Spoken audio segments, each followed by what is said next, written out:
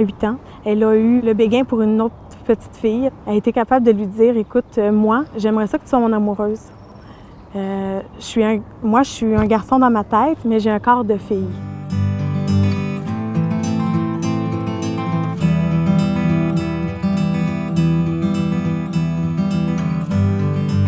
À partir de 2 ans, je disais à mon enfant qu'elle était belle. Je disais, « Ah, t'es belle. » Puis elle me disait, « Non, moi, je suis beau. Je suis un garçon. » Elle avait à peu près 6 ans. Elle me dit, « Mais moi, maman, là, quand je vais être grande, je ne veux pas avoir de seins.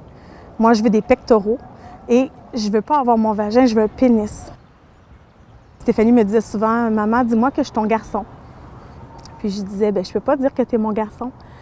Je te crois quand tu dis que tu es un garçon, mais tu as un corps de fille. » La variance de genre, c'est un terme qu'on utilise pour mieux décrire les atypicalités, les choses atypiques qui sont présentes chez certains enfants qui ne sont pas si confortables dans leur peau. C'est-à-dire le sexe assigné à la naissance n'est pas vraiment en accord avec l'identité de genre. Cette photo, ça me fait rire. Quand j'étais mis dans des robes, je souriais vraiment jamais.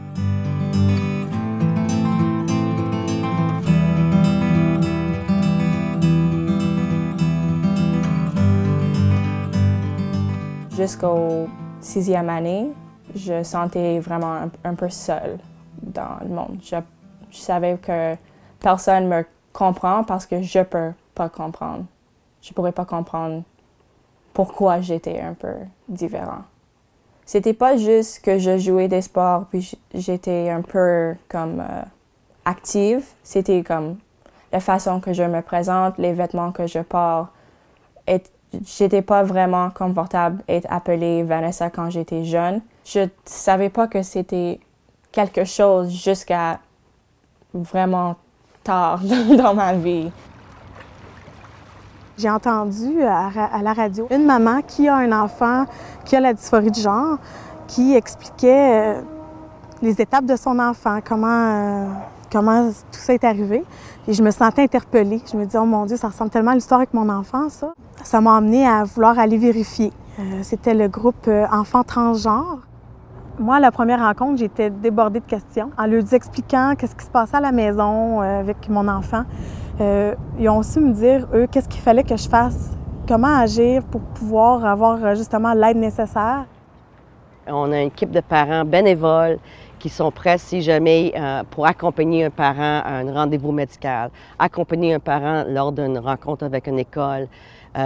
On est vraiment des parents qui sont dédiés parce qu'on sait que l'importance que nous, on a eu reçu comme soutien.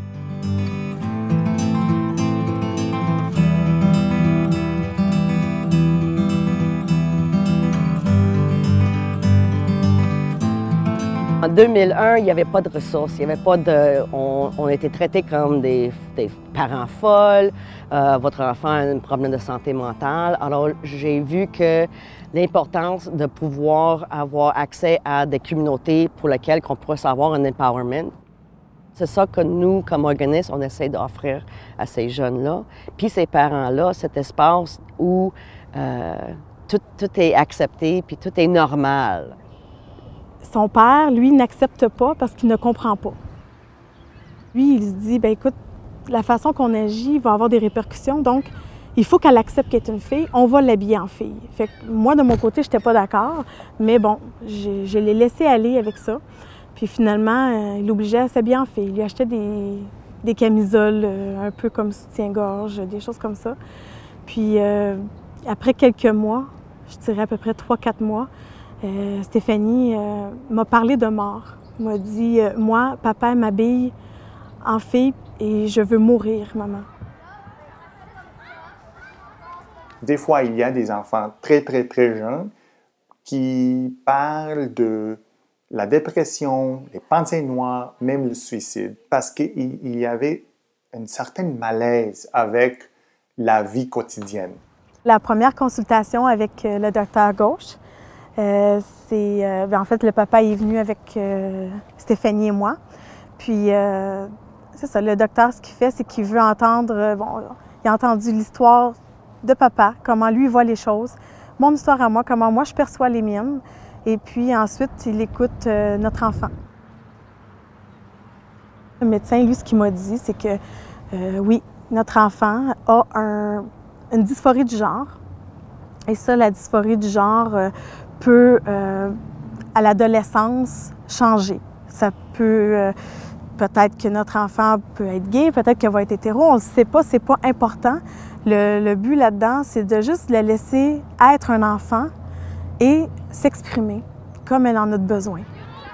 Les jeunes trans sont assez différents que les adultes trans parce que les jeunes trans ne sont pas nécessairement en train d'avoir une chirurgie. Des fois, c'est juste de soutien, d'avoir la chance de parler. Ça, c'est assez pour gérer la situation quotidienne. On cherche toujours au moins un membre de la famille soutenant pour l'enfant. C'est mieux si la plupart de la famille ou toute la famille est impliquée, mais au moins la mère ou le père. Trouve une qui va là. Puis tu fais quoi avec ça? J'ai aucune idée. C'est toutes les cartes, ça. OK.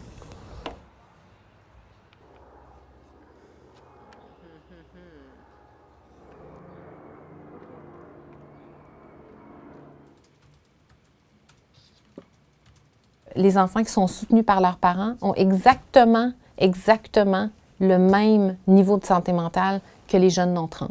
Ça nous montre que le soutien parental, c'est vraiment la base. C'est la base du bien-être de l'enfant. Ça, c'est avec ma mère.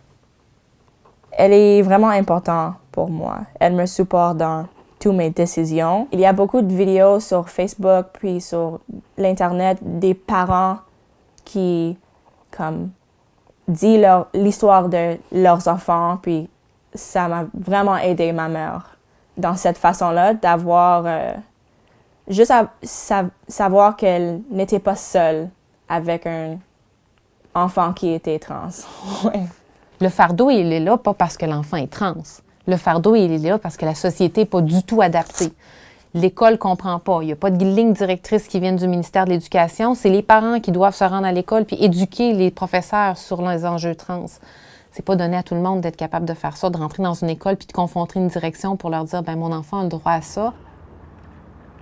On a changé d'école plusieurs fois. On a déménagé 3 fois pour pouvoir trouver des bonnes écoles. Puis même à ça, on se trouve pas. Alors, c'est pourquoi que l'organisme est important. Puis que on est là pour pouvoir éduquer les écoles en disant, regarde, c'est pas très difficile. C'est respecter le nom, respecter le pronom que vous utiliserez, respecter le genre, puis que vous le traitez comme tous les autres enfants. Comme parent, il faut être prêt à se battre parce que c'est pas quelque chose qui va être gagné d'avance. Donc, ça prend un réseau pour faire ça. Depuis à peu près 2013, on a vraiment mis l'accent sur le dossier de l'avancement des droits politiques. On a présenté des mémoires à l'Assemblée nationale. On travaille très, très fort pour le gouvernement provincial de changer la loi.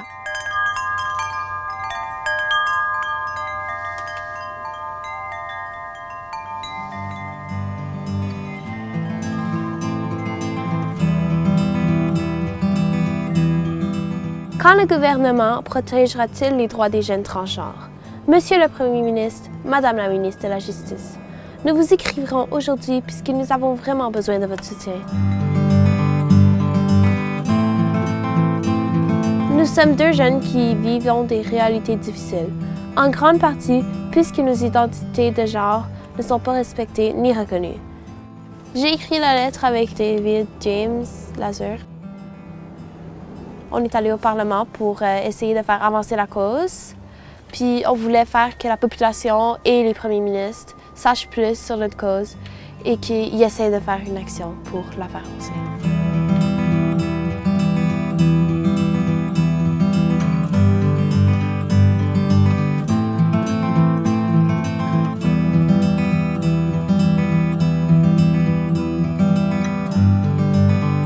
La cause, c'est les enfants transgenres. On se fait pas respecter.